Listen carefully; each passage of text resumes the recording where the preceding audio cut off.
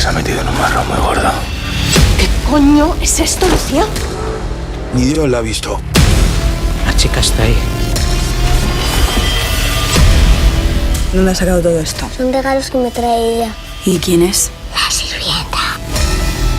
Todos acaban yéndose de aquí. No la escuches.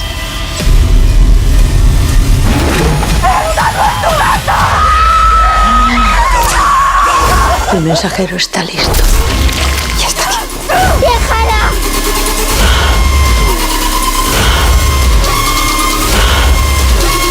¡El mundo no sería ni Dios! Madre mía, Lucía, la que has liado. Pero si solo tenías que bailar. Estoy bailando.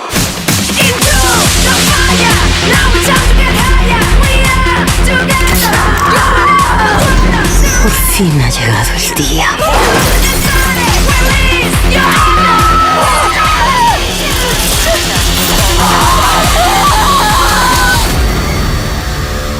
Vamos a bailar.